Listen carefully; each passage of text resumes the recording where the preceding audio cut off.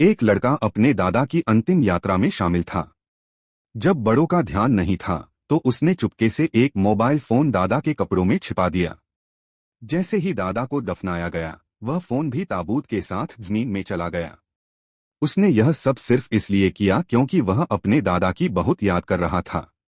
उसी रात उसने उस मोबाइल पर एक मैसेज भेजा। सुबह जब वह उठा तो हैरान रह गया, उसे जवाब मिला था। वह तुरंत अपने पिता के पास भागा और कहा कि शायद दादा अब भी जिंदा हैं और अब उन्हें तुरंत ताबूत खोलकर जांच करनी चाहिए। लेकिन पिता ने उसे पागल समझा। उन्होंने समझाया कि दादा की मृत्यु के बाद फोरेंसिक जांच हुई थी, उनका दिल निकालकर विच्छेदन किया गया था, वे पूरी तरह मर चुके थे। उन्होंने कहा कि हो सकता है कोई हैकर फोन में घुस गया हो। लेकिन लड़का जानता था कि कुछ अजीब जरूर है। उसने बताया कि जब उसने फोन किया तो घंटी काफी देर तक बजी लेकिन किसी ने उठाया नहीं। अगर दादा सच में जिंदा होते और मैसेज कर सकते थे तो फोन क्यों नहीं उठाया? लड़का दादा के घर गया, यादों में खो गया।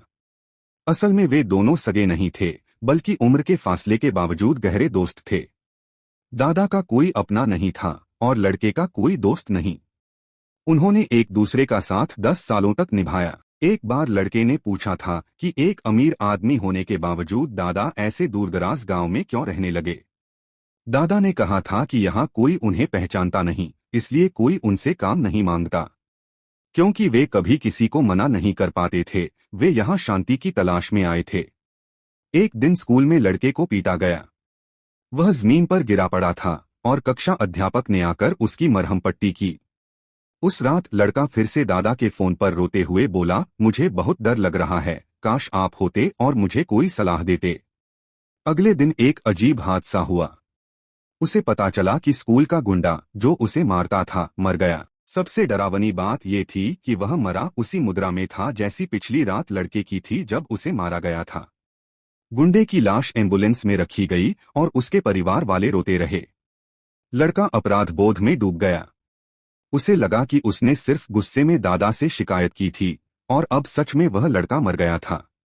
रात को उसने फिर दादा का नंबर डायल किया, क्या तुम्हारा केनी और उस अमीर आदमी की मौत से कुछ लेना देना है? उसने कहा, अगर तुम्हारा हाथ इसमें है तो मेरी दीवार पर दस्तक देना।